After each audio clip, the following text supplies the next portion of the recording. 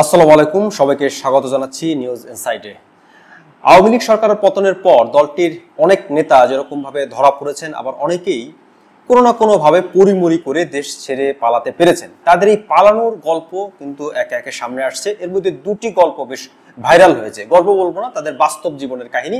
আমরা বলি তো অনেকটা সত্য ঘটনা অবলম্বনে সিনেমা বা নাটকের ক্ষেত্রে অনেকটা সেরকমই সত্য ঘটনা। এর মধ্যে দুজন মন্ত্রী, সাবেক মন্ত্রী, ইনফ্যাক্ট একজন ওবায়দুল কাদের, যিনি আওয়ামী লীগের সেকেন্ড ইন কমান্ড ছিলেন, এবং আরেকজন হচ্ছেন সমর রেজাউল করিম, তিনিও মন্ত্রী ছিলেন, দলের গুরুত্বপূর্ণ দায়িত্বে ছিলেন।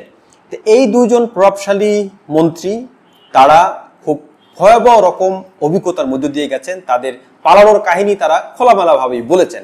ওবায়দুল কাদের বলেছেন যে তিনি বাথরুমে তার স্ত্রী সহ 5 ঘন্টা বন্দী হয়েছিলেন। সে সময় এতটা পরিস্থিতি খারাপ হয়েছিল, সেই ঘটনা তিনি খোলামেলায় সাক্ষাৎকারে বলেছেন। অন্যদিকে সমর রেজাউল করিম জানিয়েছেন তিনি যে প্রাণ নিয়ে পালাতে পারবেন এটা তিনি ভাবেননি, এবং সীমান্ত পাড়ি দিয়ে তিনি ভারতে গিয়ে তারপর তিনি ইউরোপে চলে গেছেন বা লন্ডনে এখন তিনি অবস্থান করছেন।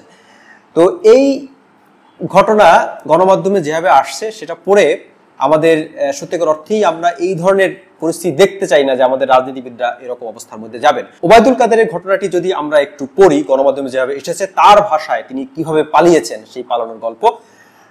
উনি বলছেন যে আমি আমার স্ত্রী সহ বাথরুমে লুকিয়েছিলাম, অনেকক্ষণ ছিলাম, প্রায় 5 ঘন্টা। তারপর একটা পর্যায়ে তারা বাথরুমের ভিতরেও কমোড বেসিন এগুলো লুটপাট করেছে। আমার স্ত্রী তখন বাথরুমের দরজার সামনে দাঁড়িয়েছিলেন, তিনি বারবার বলছিলেন যে আমি অসুস্থ, যাতে করে তাদের প্রবেশ ঠেকানো যায়, কিন্তু তারা জোরপূর্বক ভেতরে ঢোকার হুমকি দিতে থাকে। বাথরুমে কি আছে তা লুট করতে চায়। এই অবস্থায় আমার স্ত্রী আমাকে জিজ্ঞাসা করে কি করব, আমি বললাম দরজা খুলে দাও। মানে যারা বাসায় লুটপাট করেছেন তারা এইরকম একটা বিভীষিকাময় অবস্থার মধ্যে তিনি পড়েছিলেন। পরে এই যুবকদেরই কয়েকজন একটু তাদের মন শান্ত হয় এবং তারা তাকে পালানোর ব্যবস্থা করে দেয়। এটা হচ্ছে ওবায়দুল কাদেরের নিজের ভাষ্য। এবং তারপর তিনি পালিয়ে যেতে সক্ষম হন, এবং মোটামুটি পালানোর পর ওখান থেকে পালানোর পর 3 মাস তিনি দেশেই ছিলেন। এরপর 9 মাস পর অন্তত তিনি মুখ খুলেছেন গণমাধ্যমে। তারপর তিনি এই ঘটনাগুলো বলছেন, তার পালানোর কাহিনী বলছেন, কিভাবে তিনি পালিয়ে গেলেন। টানা 15 বছর 16 বছর যে দাপুটের সঙ্গে ছিলেন ওবায়দুল কাদের, এরপর তাকে একেবারে খুব নির্মম ভাবে তাকে পালিয়ে যেতে হলো। সমর রেজাউল করিমের পালানোর যে ঘটনা, এটাও তিনি একজন সাংবাদিককে সাক্ষাৎকারে বলেছেন, এবং তারটা আরো ক্ষেত্রবিশেষের ট্র্যাজেডির, কারণ তিনি বিশ্বাস ভঙ্গের একটা অভিযোগও তিনি করছেন। সেখানে তিনি বলছেন, সমর রেজাউল করিম, আমি ভাবতাম প্রধানমন্ত্রী আছেন, নিশ্চয়ই তিনি পরিস্থিতি সামাল দেবেন, কিন্তু পরে বুঝলাম ভবনটি ফাঁকা। মানে তিনি যে ভবনে ছিলেন, আমার স্ত্রী বলছিলেন আশেপাশে আর কেউ নেই, আমি তখনও বিষয়টি বিশ্বাস করিনি। এবং উনি বলছেন এরপর উনি সীমান্ত থেকে পালানোর চেষ্টা করেন, এবং সেই সীমান্তে গিয়ে কি ঘটে, ওই জায়গায় পৌঁছানোর পর যাদের মাধ্যমে সীমান্ত পার হতে হয়, দালাল, তারা আগে টাকা ছাড়া কিছু করতো না, কিন্তু আমার কাছে তখন কিছুই ছিল না। তাদের দয়াতেই হয়তো আমাকে এক গাছ বাগানের ভেতর নিয়ে যাওয়া হয়।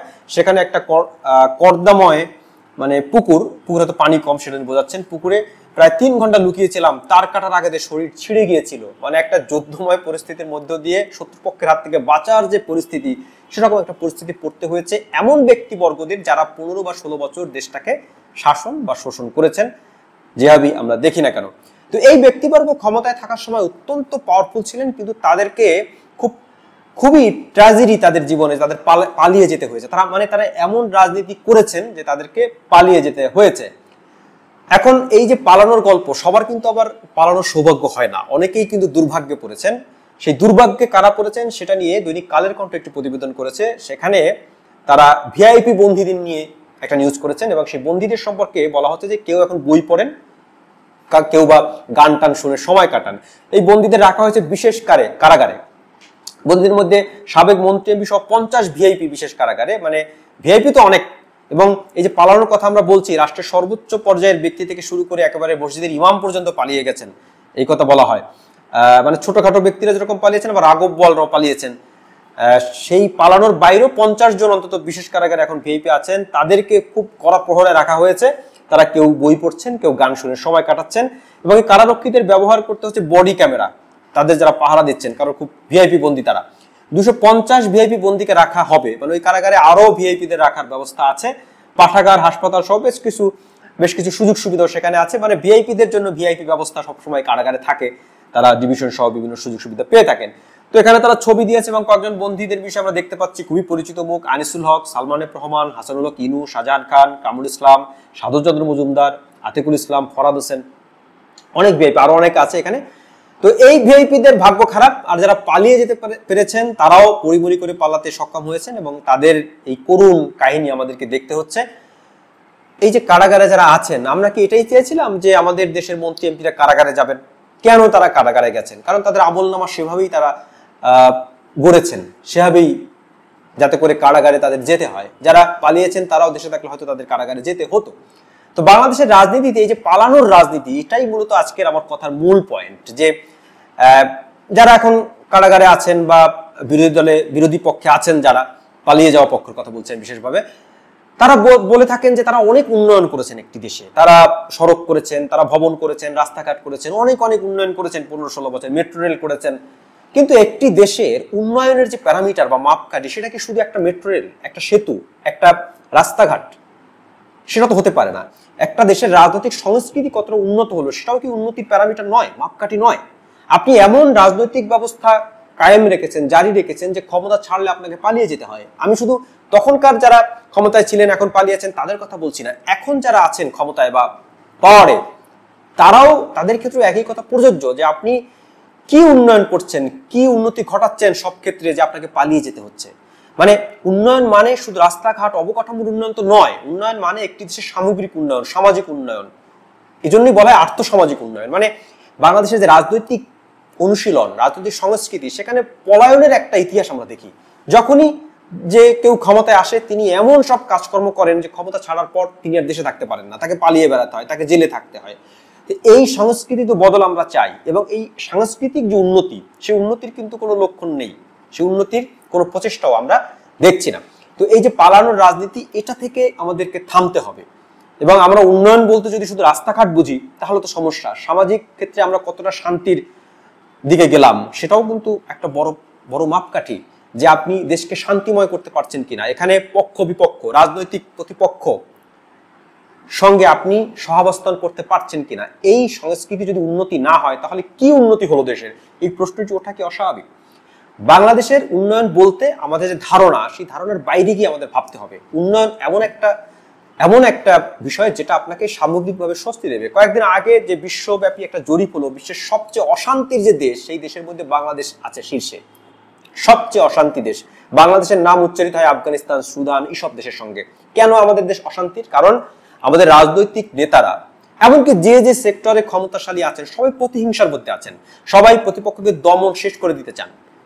এবং শিক্ষা হয় না, এটা সবচেয়ে বড় কথা। মানে আপনি যে ক্ষমতার বাইরে গেছেন, এখন কি আপনার শিক্ষা হয়েছে? এখনো দেখছি যারা ক্ষমতার বাইরে আছেন বা পালিয়েছেন, তারা হুমকি ধামকি, মানে আমরা ক্ষমতা এসে নি তোমাদেরকে দেখিয়ে দেবো। তা আপনারা তো পালিয়ে আছেন, ক্ষমতায় এলে আবার অহব্যবহার করবেন, আবার পালিয়ে যাবেন। মানে এই চক্র, পালানোর চক্র কি আমাদের রাজনীতিতে চলতে থাকবে? রাজনীতিবিদরা ক্ষমতায় থাকা অবস্থায় এত অহব্যবহার করবেন, দুর্নীতি করবেন, লুটপাট করবেন, ক্ষমতা ছাড়লে পালিয়ে যেতে হবে? আমরা তো এই চিত্র দেখতে চাই না। আমাদের রাজনীতিবিদরা দেশেই থাকবেন, দেশেই রাজনীতি করবেন, পক্ষে বিপক্ষে মত থাকবে, এটা আমরা দেখতে চাই। শান্তিপূর্ণ একটা সহাবস্থান দেখতে চাই। আওয়ামী লীগ নেতারা এই যে দুর্বিষহ পালানোর গল্প বলছেন, এই গল্প তো একটা দেশের জন্য অমঙ্গলজনক, যে দেশের মানুষকে তাদের রাজনৈতিক নেতাদের পালানোর গল্প শুনতে হচ্ছে। কেন পালাতে হয়? পালাতে হয় অপকর্মের কারণে। আপনারা যে কাজকর্ম করেছেন সেটা যদি আপনারা ঠিকঠাক করতেন, বিরোধী মতকে যদি মূল্য দিতেন, তাহলে পরে এই সমস্যা হতো না। ভোট চুরি, গুম খুন, মানে নৈরাজ্য, টাকা পাচার, সব তো হয়েছে 15-16 বছর ধরে। এবং এর ছিটে ফোটার কাজ হয়তো উন্নয়ন হয়েছে, অবকাঠামোর উন্নয়ন হয়েছে, কিন্তু আর্থসামাজিক, মানে সামাজিক ক্ষেত্রে যে উন্নয়ন, সেটা একেবারে তলানিতে। আর সে কারণেই আমরা শান্তি সূচকে অনেক পিছিয়ে, সে কারণেই আপনাকে পালিয়ে যেতে হয়েছে। সুষ্ঠু ধারার রাজনৈতিক সংস্কৃতি যদি আপনি ঠিক করতেন, আপনি যদি রাজনৈতিক উন্নয়ন ঘটাতেন সংস্কৃতির, তাহলে আপনাকে পালাতে হতো না। আর এই যে অবকাঠামোগুলো, যে কোনো সরকারের পক্ষে অবকাঠামো উন্নয়ন করা সম্ভব পয়সা থাকলে, এটা এমন কোনো ক্রেডিটের বিষয় নয়। মূল জিনিস হলো আপনি একটি দেশকে কতটা স্বস্তির, কতটা বাসযোগ্য করছেন, সেটাই।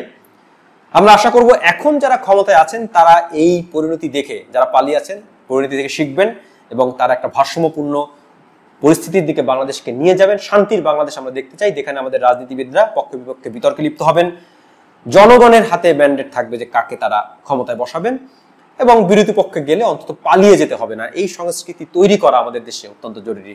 দর্শক সবাই ভালো থাকবেন, কথা হবে পরবর্তীতে নতুন কোনো ভিডিওতে। আমার চ্যানেলটি সাবস্ক্রাইব করবেন, লাইক কমেন্ট শেয়ার করবেন।